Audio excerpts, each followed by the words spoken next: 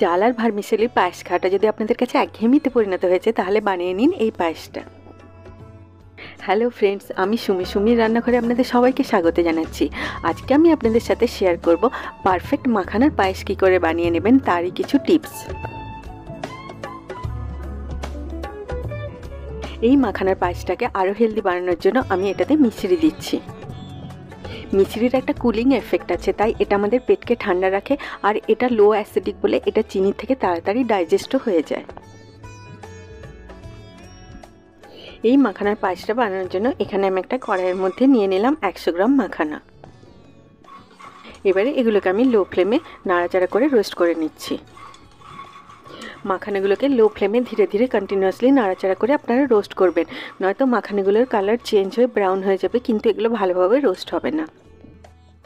দেখুন মাখানাগুলো খুব সহজেই এইভাবে ভেঙে যাচ্ছে, তার মানে মাখানাগুলো খুব ভালোভাবে রোস্ট হয়ে গেছে। এবার আমি গ্যাসের ফ্লেমটা অফ করে দিয়ে এগুলো রুম টেম্পারেচারে ঠান্ডা করে নিচ্ছি। এখানে আমি মিশ্রিগুলোকে একটা গ্রাইন্ডিং জারের মধ্যে নিয়ে এগুলোর একটা ফাইন পাউডার বানিয়ে নিলাম।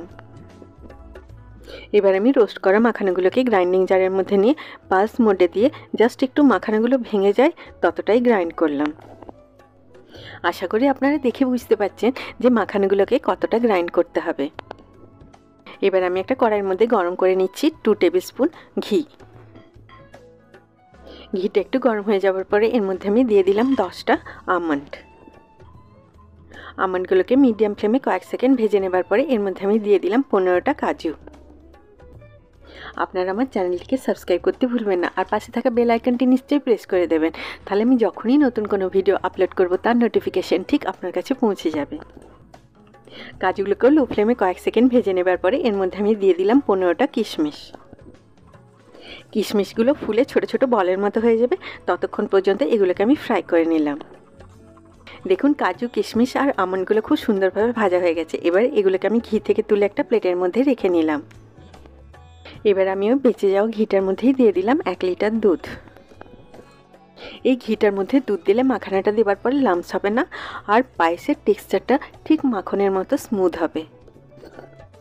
দুধটা যখন অল্প গরম হবে, মানে আঙুল দেওয়া যায় ততটা গরম হবে, তখন আমি এর মধ্যে দিয়ে দিলাম 1 কাপ মিল্ক পাউডার। এই সময় মিল্ক পাউডারটা দিলে এটা খুব সহজেই দুধের সাথে মিশে যাবে, এটাকে আর আলাদা করে গুলতে হবে না। দেখুন একটু নাড়াচাড়া করে দেওয়াতেই দুধের সাথে মিল্ক পাউডারটা খুব সহজেই মিশে গেল। এবার আমি গ্যাসের ফ্লেমটাকে হাই করে দিয়ে দুধটাকে ফুটিয়ে নিলাম। দেখুন দুধটাতে খুব সুন্দর একটা বয়েল চলে এসেছে। এবার আমি এর মধ্যে দিয়ে দিলাম রোস্ট করে ভেঙে নেওয়া মাখানাগুলো। মিডিয়াম ফ্লেমে মাখানাগুলোকে আমি দুধের সাথে খুব ভালোভাবে মিশিয়ে নিলাম। মাখানাগুলোকে পুরো গুঁড়ো করে না দিয়ে এইভাবে একটু ভেঙে নিলে পায়েসের টেক্সচারটা খুব সুন্দর দানাদার হয়, আর খেতেও খুব ভালো লাগে। এবারে এটাকে আমি লো টু মিডিয়াম ফ্লেমে 10 মিনিটের মতো কুক করে নিচ্ছি, যতক্ষণ না মাখানাগুলো নরম হচ্ছে।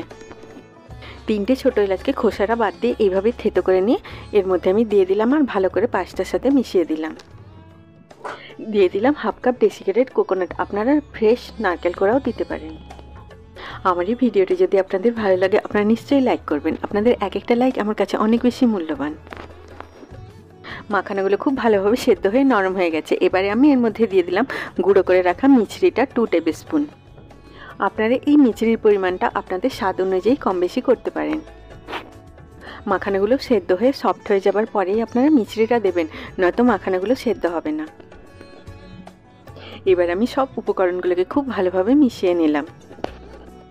মাখানা আমাদের মাসল, নার্ভ, বোন আর হার্ট হেলথের জন্য খুব ভালো। তাছাড়াও এটা আমাদের ব্লাড প্রেশার আর ব্লাড সুগার লেভেলকে কন্ট্রোল করে, তাই এটা খাওয়া আমাদের হেলথের জন্য খুবই ভালো। দিয়ে দিলাম ছোট ছোট করে কাটা রোস্টেড পিস্তা আর ভেজে রাখা কিশমিশগুলো। ভেজে রাখা কাজু আর আমন্ডগুলোকেও আমি ছোট ছোট করে কেটে নিয়েছিলাম, সেগুলোকেও আমি এর মধ্যে দিয়ে দিলাম। মাখানা ডায়াবেটিক পেশেন্টসদের জন্য খুব ভালো, তাই এটা আপনারা সুগার ফ্রি দিয়েও বানাতে পারেন। এবার আমি মিডিয়াম ফ্লেমে সব উপকরণগুলোকে খুব ভালোভাবে মিশিয়ে নিলাম। পায়েসের কনসিস্টেন্সিটা আপনারা এরকমই রাখবেন, কারণ এটা ঠান্ডা হয়ে যাবার পরে ঘন হয়ে যাবে। এই মাখানার পায়েসটাকে আপনারা গরমও পরিবেশন করতে পারেন, ঠান্ডাও পরিবেশন করতে পারেন, আবার ফ্রিজে রেখে দিয়ে চিল্ডও পরিবেশন করতে পারেন। ক্রিমি, দানাদার আর স্মুথ মাখানার পায়েস রেডি হয়ে গেল। এই মাখানার পায়েসটাকে আমি সাজিয়ে দিলাম গোলাপের পাপড়ি আর ভেজে রাখা কাজু, কিশমিশ, আমন্ড আর রোস্টেড পিস্তা দিয়ে। খাবার যখন দেখতে ভালো লাগে তখন খেতে আরও বেশি ভালো লাগে, তাই না?